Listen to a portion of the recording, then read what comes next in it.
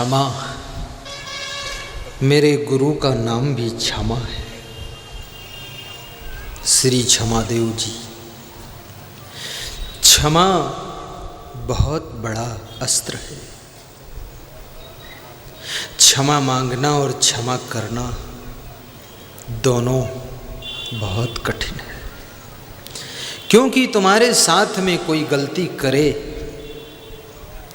और फिर उसको क्षमा करना पड़े तो आपको अपने भीतर उठे हुए क्रोध और विरोध को पी जाना पड़ता है, तब तुम क्षमा कर पाते हो। और तुमसे गलती हो जाए और तुमको क्षमा मांगनी पड़े तो ये भी बहुत तुम्हारे लिए कठिन है, क्योंकि जब तुम किसी से क्षमा मांगते हो तो तुम्हारे भीतर जो अहंकार छिपा हुआ है वो तुमको मना करता है कि क्षमा मत मांगना। क्यों क्षमा मांगे हम? ऐसी गलती तो सभी से होती है, हम क्यों क्षमा मांगे? कोई क्षमा नहीं मांगता तो हम क्यों मांगे? तुम्हारा अहंकार तुमको समझाएगा क्षमा मत मांगो। जो अपने भीतर के अहंकार को मार सकता है वही दूसरों से क्षमा मांग सकता है। और याद रखना, जिसके घर में, जिसके परिवार में, जिस पार्टी में और जिस समाज में, जिस संगठन में, जिस आश्रम में और जिस मंडली में क्षमा मांगने की, क्षमा करने की परंपरा है, वहाँ का संगठन अखंड रहता है और उनका सदैव विकास होता रहता है। महीने में कम से कम 2 बार हर पत्नी को अपने पति से क्षमा मांगना चाहिए। कठिन है, गलती हो ना हो, अमावस्या और पूर्णिमा के दिन अपने पति से कहो, पति जी अनजान में, अज्ञान में, भूल चूक से कोई गलती हुई हो, आपको दुख होता हो तो मुझे क्षमा करना और बताना तो मैं सुधार कर लूँगी। और हर पति को अपनी पत्नी से महीने में 1 बार पूर्णिमा को क्षमा मांग लेना चाहिए, अकेले कमरे में जाकर कि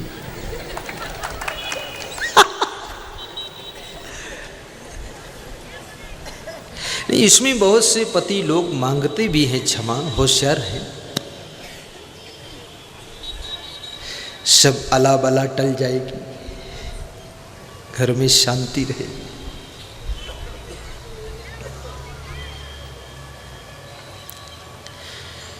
क्षमा करने वाला बड़ा होता है। क्षमा बड़न को चाहिए, छोटन को उत्पात। जो उत्पात करे, गलती करे, फालतू बात करे, वो छोटा है, और जो उसको क्षमा कर दे वो बड़ा है। परशुराम ने भगवान श्री राम को बहुत गाली दिया। परशुराम महात्मा है लेकिन क्रोधी महात्मा है। महात्मा भी अलग अलग कंपनी के होते हैं।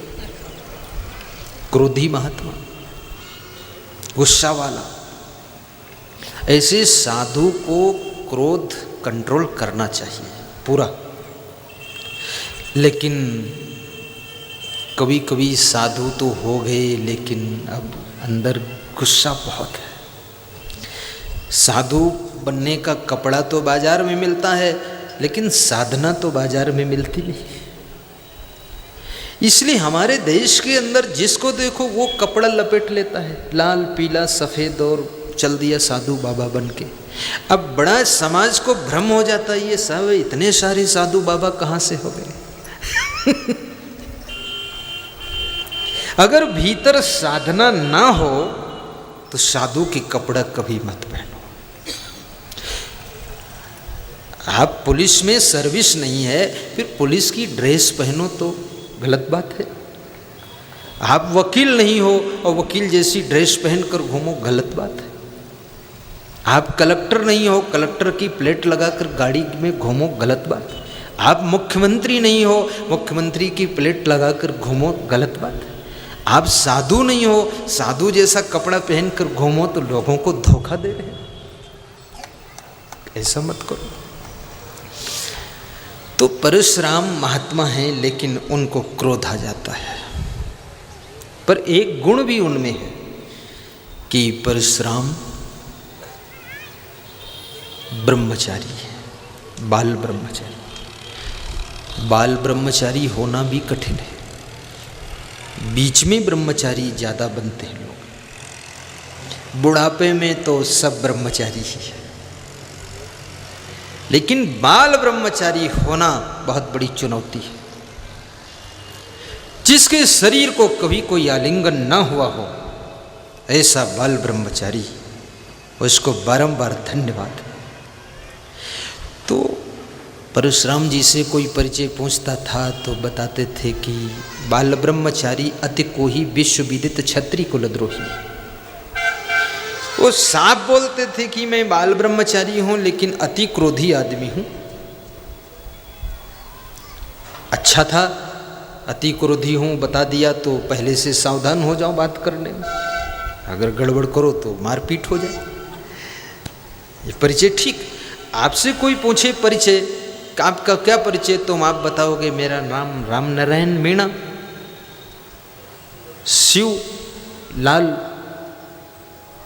पवार, कुछ बताओगे, लेकिन उसके बाद गांव का नाम बताओगे और जिला बता दोगे, बस। तुम ये नहीं कहोगे मेरा रामलाल मीणा नाम है और साथ में मैं सत्संग में जाता हूँ परंतु वहाँ से चप्पल चुरा लाता हूँ, ये नहीं कहोगे। अपनी कमी कोई बताता नहीं। तो परशुराम में ये विशेषता है कि वो अपनी कमी भी बता रहे हैं कि मैं अति क्रोधी हूँ। जनकपुर में राम ने धनुष तोड़ा, परशुराम ने जाकर बहुत गाली दी और कहा जिसने धनुष तोड़ा उसको सभा से निकाल के बाहर करो, न तुम्हारे जही सब राजा, अन्यथा सभी राजाओं की पिटाई करूँगा। तो सब राजा सोच में पड़ गए कि धनुष भी नहीं तोड़ पाए, सीता भी नहीं मिली, बाबा पिटाई करेगा, बहुत मुश्किल है। भगवान राम को भी गाली गलौज किया, पर लक्ष्मण को भी गलौज किया। बात को जब बोध हुआ कि ये राम भगवान है तो परशुराम ने क्षमा मांग ली। परशुराम ने जीवन में किसी से क्षमा नहीं मांगी है, इतिहास उठाकर देख लो, पहली बार इस बंदे ने क्षमा मांगा है। और क्या कहा है, अनुचित बचन कहूँ अज्ञाता, क्षमहूँ क्षमा मंदिर दो भ्राता। गाइए, रामायण के बाद फिर हम कबीर में चल रहे हैं। अनुचित बचन कहूँ अज्ञाता, क्षमहूँ क्षमा मंदिर दो भ्राता। दर्दनाक चौपाइया है। हे दोनों भाई, तुम क्षमा के मंदिर हो। हमने अनुचित वचन अज्ञानता बस आपको कहा है, आप क्षमा के मंदिर हो, मुझे क्षमा कर दो। जब मनुष्य को बोध हो जाता है तो इसका क्रोध कम हो जाता है, फिर वो क्षमा मांग लेता है।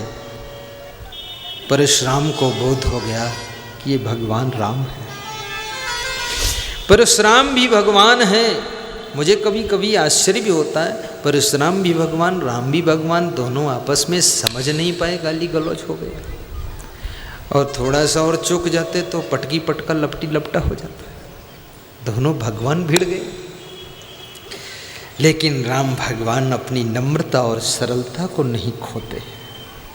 मैं आपसे कहूँगा, कोई आदमी तुम्हारे साथ असभ्य व्यवहार करे, अमर्यादित व्यवहार करे, लेकिन तुम अपनी सभ्यता और नम्रता को बरकरार रखना। एक दिन उस व्यक्ति को आपसे ऐसे क्षमा मांगना पड़ेगा जैसे परशुराम को राम से क्षमा मांगना पड़ा। गुरु सेवा।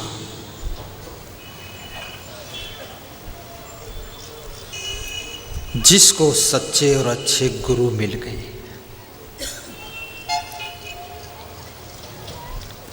प्रथम गुरु आपके माता पिता है, जो हमेशा अच्छी बात बताते हैं। दूसरा गुरु तुम्हारा शिक्षक है, जो तुम्हें शब्द ज्ञान, भौतिक ज्ञान देता है। और तीसरे गुरु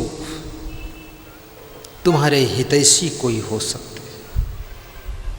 और चौथा गुरु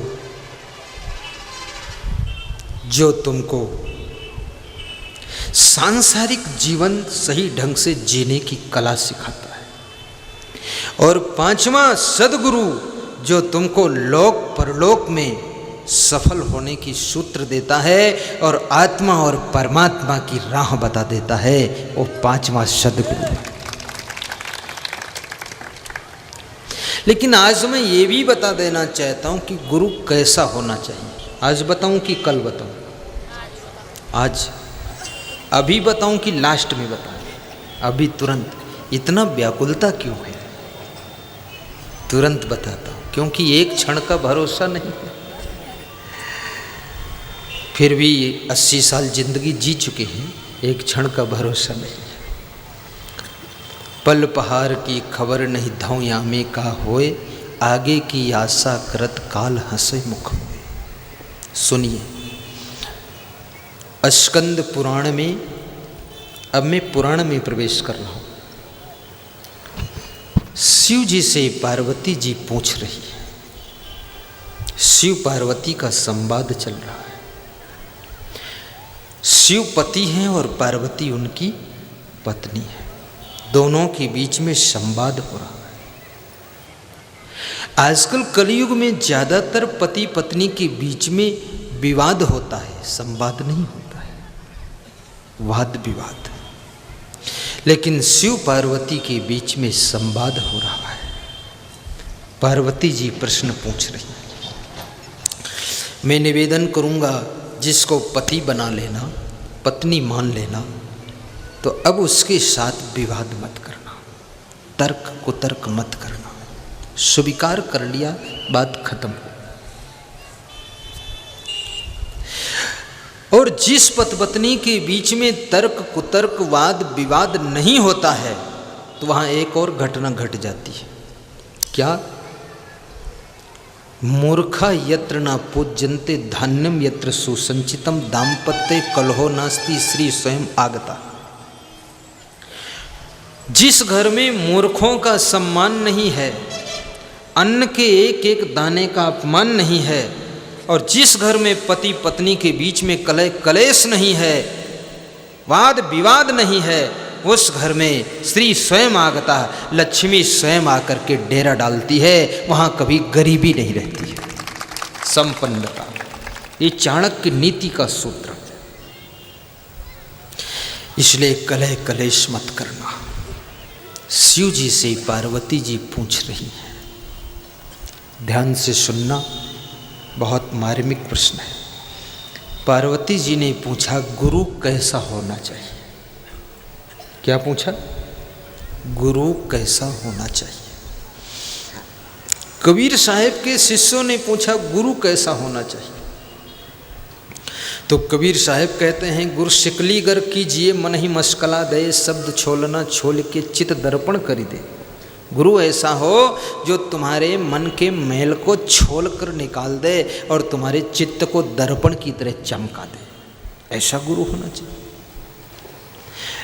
तो शिव जी कहते हैं, गुरुवो निर्मला शांता साधवो मित भाषिणा काम क्रोध विनिर्मुक्ता सदाचारा जितेन्द्रिया यस्य दर्शन मात्रेण मनसा स्यात् प्रसन्नता स्वयं भूया धृति शांति सा भवेत परमो गुरु। पाखंडिना पापरता नास्तिका भेद बुद्धया स्त्री लंपटा दुराचारा कृतघ्ना बकवृत्तया कर्म भ्रष्टा क्षमा नष्टा निंद तर्कैस वादिना कामिना क्रोधिनश्च हिंस्राश्चंडा सठास्तथा ज्ञान लुप्ता न कर्तव्या महापापास्तथा प्रिय एभ्यो भिन्नो गुरु सेव्य एक भक्त विचारि च ज्ञानम वैराग्यम ऐश्वर्यम यशा श्री समुदार्थम खड्गुणे ऐश्वर्युक्तो ही भगवान श्री गुरु प्रिय सर्व संदेह संदोह निर्मूलन विचक्षणा जन्म मृत्यु भयोग्न सा भवेत परमो गुरु। इतने लक्षण बता दिए। नंबर 1, गुरुओ निर्मला, गुरु ऐसा हो जिसका निर्मल अंतःकरण हो, निर्मल हो, जिसके अंदर मैल ना हो। पहली शर्त। शांता, और गुरु शांत हो। शांता का अर्थ है जो प्रसन्न चित्त रहता हो, जिसके चेहरे पर प्रसन्नता रहती हो, ऐसा गुरु हो। जिसके चेहरे पर गुलाब के फूल खिले रहते हो, फूल जैसा जीवन। साधो और साधु हो, गृहस्थ ना हो। देखो शर्त, मैं नहीं बोल रहा हूं, शिव जी पार्वती से बोल रहे हैं। साधवो, वो साधु हो, गृहस्थ ना हो। क्योंकि कीचड़ तुम्हारे कपड़े में लगा है, उस कीचड़ को धोने के लिए दूसरा कीचड़ लेकर धो तो डबल कीचड़ लग जाएगा, वो साफ नहीं होगा। कपड़े में लगे हुए खून को धोने के लिए दूसरा खून लेकर धो तो डबल खून लग जाएगा, साफ नहीं होगा। ऐसे तुम तो गृहस्थ हो ही माया मोह में पड़े हो। अगर माया मोह में डूबा हुआ गुरु भी बनाया तो गोबर से गोबर धोने से कोई सफाई होने वाली नहीं। तुम गृहस्थ हो, वो साधु होना चाहिए, महात्मा, त्यागी, बैरागी, ब्रह्मचारी होना चाहिए। ऐसा भी साधु ना हो जो गांजा पीता हो। कहे का साधु?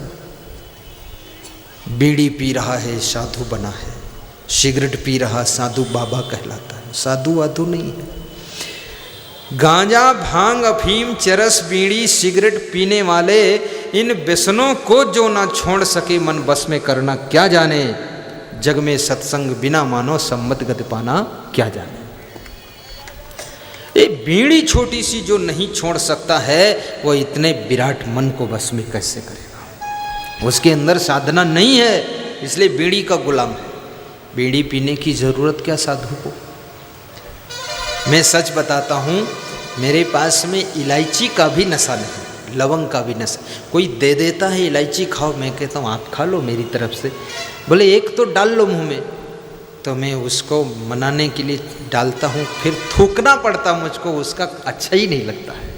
और बचपन से ना कोई नशा, आज तक कोई बचपन से फिल्म नहीं देखा, और एजुकेशन पोस्ट ग्रेजुएट प्राप्त किया, कभी कोई अवगुण नहीं आया। ये गुरु महाराज की कृपा है।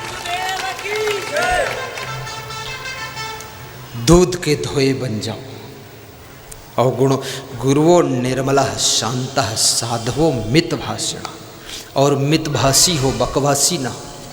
मितभाषी यानी थोड़ा ज्ञान सुनाए और थोड़ी आपकी भी बात सुने।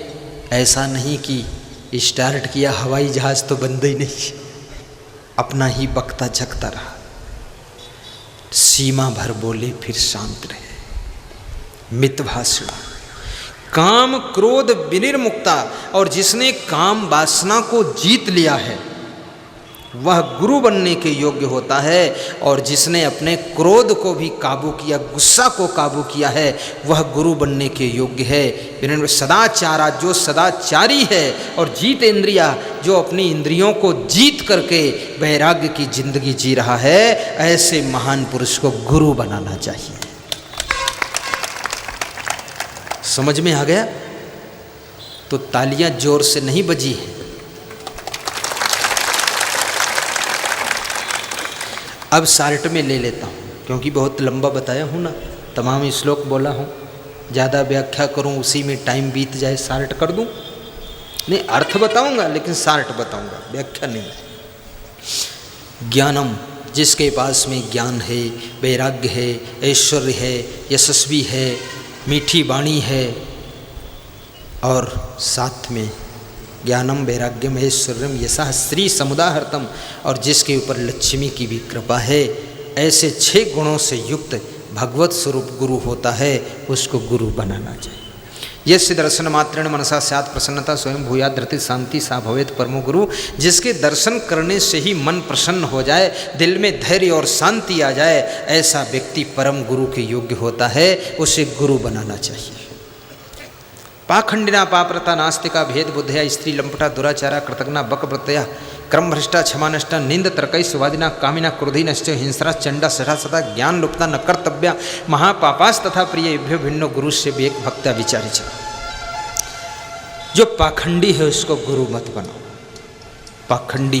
पाखंडी कैसा होता है? भीतर कुछ और बाहर कुछ और। गुरु मत बनाओ। नास्तिक को गुरु मत बनाओ। पाप में लीन है, पाप कर्म करता है, उसको गुरु मत बनाओ। कृतघ्न जो उपकार को भूल जाता है, शिष्य की सेवा को भूल जाए, वो भी गुरु बनने योग्य नहीं। बकवृत्या जो बगुला जैसा चालाक है, कपटी है, उसको गुरु मत बनाओ।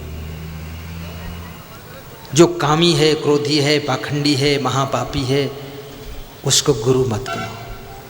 कर्म जिसके भ्रष्ट हैं, क्षमा जिसके पास बिल्कुल नहीं है, निंदा बुराई तर्क कुतर्क में लगा है, उसको गुरु मत बनाओ। निंद तर्कैश्वादिना कामिना क्रोध हिंस्रास चंडा सटास्तता।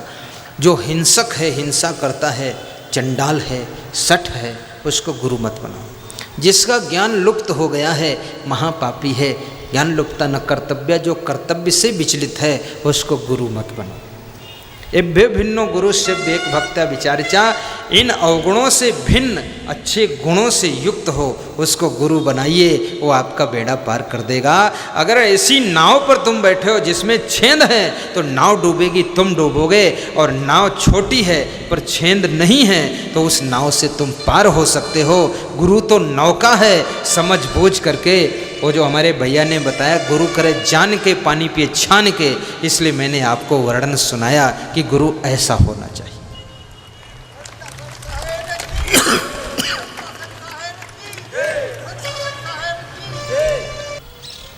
गुरु सेवा, ऐसे लक्षणों से युक्त गुरु मिले, उनसे मंत्र दीक्षा भी लेना, उनको गुरु बनाना, तन मन धन से उनकी सेवा करना, उनके ज्ञान का प्रचार प्रसार करना।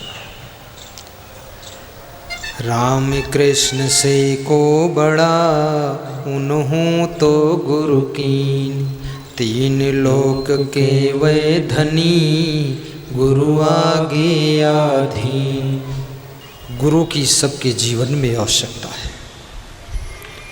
तो गुरु सेवा, कबीर साहब कहते हैं, जिसको सच्चे अच्छे गुरु मिल गए, उनकी सेवा करने में मन लग गया, वह जीव सौभाग्यशाली। गुरु सेवा जन बंदगी, और जिसके द्वारा जन कल्याण हो रहा है, जन सेवा हो रही, परोपकार हो रहा है, जिसके हाथों से, जिसके धन से परहित होता है। अपना पेट तो पशु पक्षी भी भर लेते हैं, लेकिन इंसान उसी का नाम है जो दूसरों के पेट का भी ख्याल करता है। किसी के काम जो आए उसे इंसान कहते हैं, पराया दर्द अपनाए उसे भगवान कहते हैं। किसी के काम जो आए उसे इंसान कहते हैं।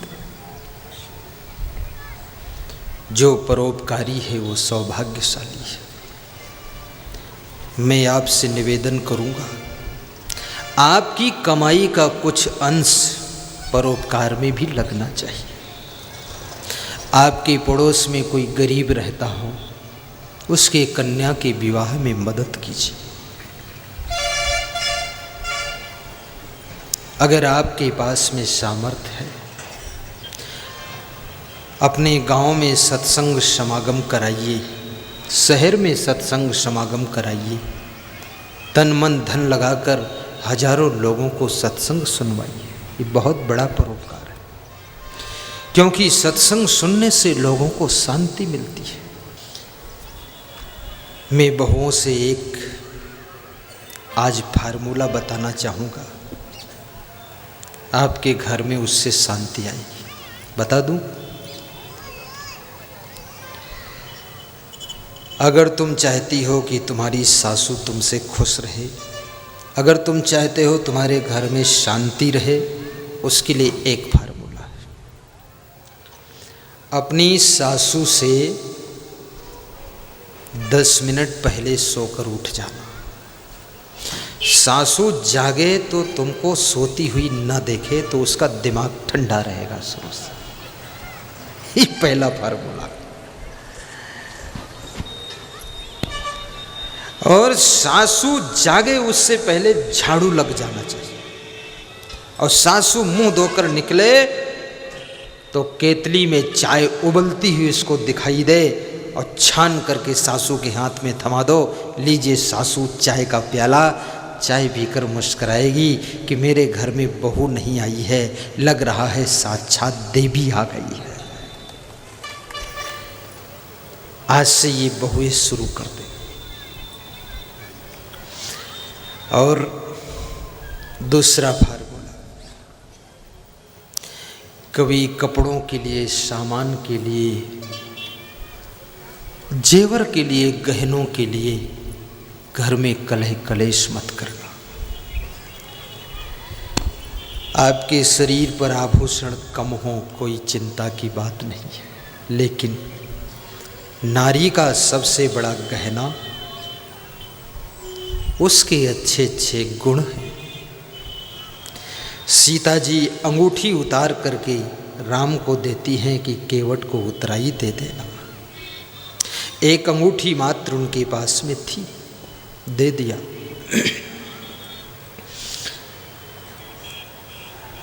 पति की प्रसन्नता नारी का आभूषण है, पत्नी का संतोष पति की सफलता है। आप अपनी पत्नी को संतुष्ट भी कीजिए, उसको प्रसन्न रखने की कोशिश कीजिए और उसके त्याग को धन्यवाद भी दीजिए कि तुम्हारे साथ विवाह करके वह अपने माता पिता, भाई बहन, जन्म स्थान, गांव, सखी सहेली सबको छोड़कर एक तुम्हारे लिए आई है। उसने बहुत बड़ा त्याग किया है, इसके लिए धन्यवाद देना कि तूने मेरे लिए सबको छोड़ा है। अब मैं तेरे लिए कभी दुख का काम नहीं करूँगा और काफ़ी सहन शक्ति बनाकर तेरे साथ जिंदगी बिताऊँगा। सहन शक्ति बना, दारू मत पियो। पतियों से निवेदन है कि दारू पी करके अपनी पत्नियों को परेशान ना करें। अगर दारू पीना ही है तो विवाह के पहले अपनी पत्नी से वादा करा लो, संकल्प ले लो कि मैं दारू पीऊँगा। अगर पति बनाना हो तो बना लो, ना बनाना तो न बनाओ, तो शायद तुम बिना पत्नी के ही रह जाओगे, कोई तुमको पति नहीं बना। तो भाइयों और बहनों, गुरु सेवा जन बंद की, आप कुछ न कुछ परोपकार भी करना, लोगों को मदद करना, दान पुण्य भी करना। इस संसार में दानी बन करके जीना, नादान बनकर न जीना। आज जिनकी स्मृति के उपलक्ष्य में चल समारोह था, शोभा यात्रा थी राजा बलि। राजा बलि का नाम दानियों में आता है। उन्होंने, राजा बलि ने भगवान को भी अपने दान के प्रभाव से बांध लिया था और अपनी पीठ भी भगवान को दान में दे दी थी। ऐसे थे राजा बलि। मैं तो उनकी पूरी कहानी जानता नहीं था, लेकिन मैं धन्यवाद देता हूँ इस बलाई समाज को। मैं यहीं आकर जान पाया कि राजा बलि से संबंधित ये बलाई समाज है, तो मुझे बहुत खुशी हुई। ऐसे राजा बलि के बारे में इतना तो जानता था, बहुत बड़े दानी थे, लेकिन ये नहीं जानता था राजा बलि से जुड़ा हुआ ये बलाई समाज है। तो मैं इस समाज को भी धन्यवाद देता हूँ, क्योंकि आपके पूर्वज, आपके पैतृक राजा बलि जिन्होंने अपनी पीठ भी दान में दे दी थी, तो मुझे उम्मीद है ये लोग दान करके सत्संग समागम के द्वारा आपको ज्ञान प्रदान करेंगे। बहुत बड़ी मेहनत किया है।